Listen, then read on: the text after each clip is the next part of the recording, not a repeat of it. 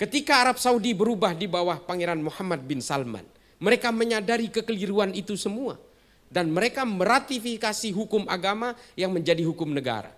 Ya bayangkan, dulu mereka menganggap yang paling benar. Tapi setelah konsumsi itu selesai, Saudi sudah merdeka, Saudi sudah berdaulat, dan Saudi sudah kaya raya, ajaran itu ditinggalkan sekarang. Dan mereka sudah mengubah semua usul-usul fikih yang dijadikan hukum negara. Termasuk perempuan boleh keluar negeri tanpa mahram. Perempuan sudah boleh berpendidikan, perempuan sudah boleh bekerja, perempuan sudah boleh nyetir mobil. Jadi supir Grab juga sudah bisa hari ini.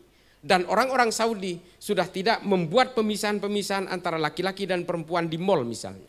Bahkan mereka sudah mengadakan konser musik di Riyadh.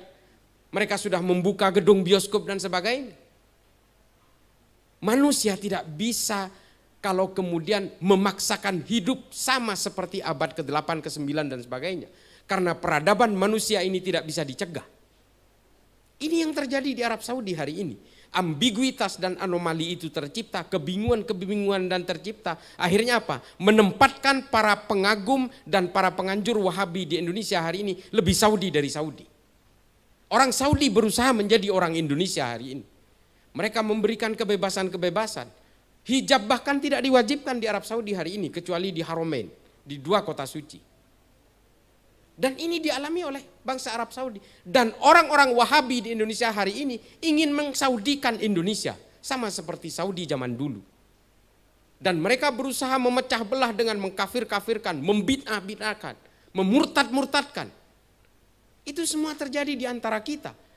Dan semuanya sudah menjadi virus menginfiltrasi kita hari ini. Mulai dari kepolisian, TNI, semua dimasuki. Pelayanan-pelayanan publik semua dimasuki. ASN semua dimasuki, kampus-kampus dimasuki, pesantren dikooptasi, termasuk pesantren kakek saya tadi. Karena apa? Karena mereka betul-betul gagal move on dari apa yang dilakukan Saudi hari ini. Peradaban manusia ini tidak bisa dicegah. Saya katakan ketika pertemuan yang pertama di GMNU, saya katakan peradaban manusia ini tidak bisa dihambat dengan hanya halal dan haram. Serius, dia berjalan dengan logikanya sendiri. Kalau kita memaksakan kepala kita tertinggal di abad pertengahan, tapi kaki kita hidup di abad milenium, pada akhirnya kita betul-betul tidak berperadaban.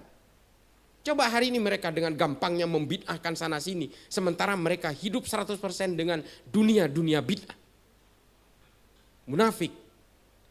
Ini yang mereka lakukan. Mereka hanya menyerang ajaran-ajaran NU, ajaran-ajaran Nahdliyin, orang-orang yang betul-betul menghargai perbedaan. Orang-orang yang ingin mengglorifikasi Kanjeng Nabi Muhammad dengan maulidan dan sebagainya. Sementara mereka bergelimang dengan ajaran-ajaran bid'ah sebenarnya. Mereka tidak memahami akar genealogi historik bagaimana Wahabi itu diciptakan. Semua ini tidak lepas dari berbagai hegemoni politik.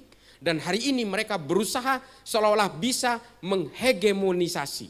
Berusaha menghomogenisasi. Orang se-Indonesia mau diwahabikan semua. Ini terjadi di sini. Orang-orang NU hari ini, saya tidak menganggap NU ini sebagai seorang malaikat yang paling benar. Tidak. Semua orang berkeyakinan pasti saling paling benar. Persoalannya adalah sejauh mana kita bisa mengaku ajaran kita yang paling benar tanpa harus menyalah-nyalahkan keyakinan orang lain.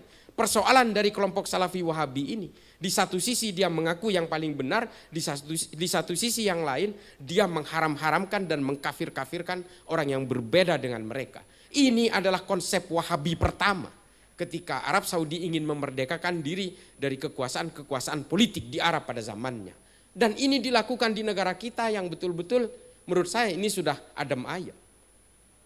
Tidak heran kemudian saya sering bercerita bahwa saya sering bertemu dengan kelompok-kelompok teroris yang baru ditangkap.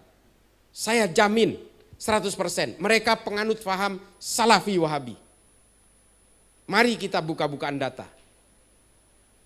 Saya yang ketemu dengan teroris-teroris itu, udah ratusan. Dan semua sama dengan mereka. Mengharamkan wayang juga, mengharamkan musik juga, mengharamkan maulidan juga, mengharamkan tahlilan juga. Dan mengharamkan berbagai gerakan-gerakan intimasi sosial masyarakat.